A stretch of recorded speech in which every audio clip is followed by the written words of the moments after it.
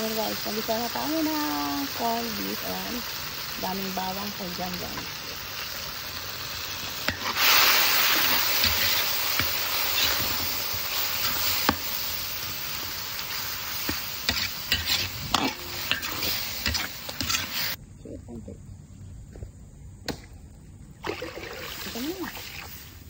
Ayan guys, naglagay tayo ng tubig.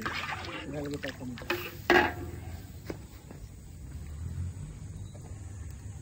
Ayan, lagyan na tayo ng panintang duro guys.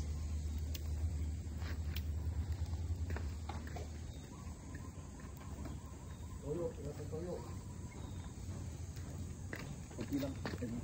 Tapos lagay tayo ng soy sauce.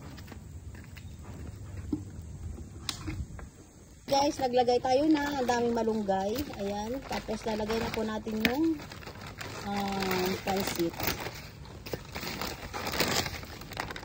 Inuna natin nilagay po yung malunggay guys para maluto po na mabuti ang ating malunggay. Ayan.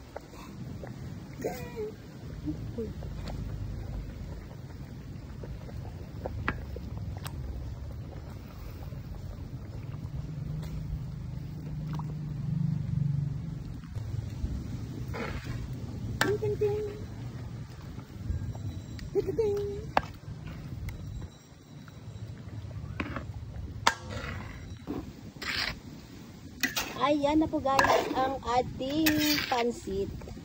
Para may ilalagay po tayo dyan sa huli guys yung ano dyan, pansit canton.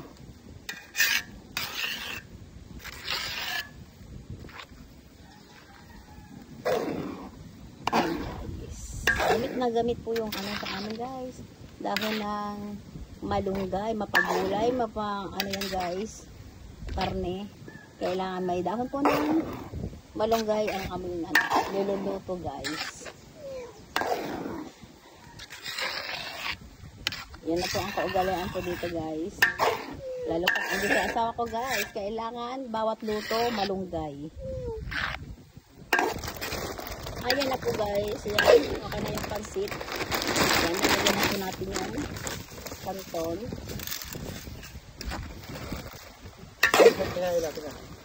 Pang maramihang pamilya to guys. Ayan na po natin.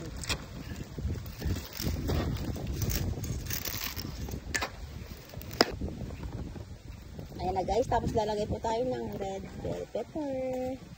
Ayan.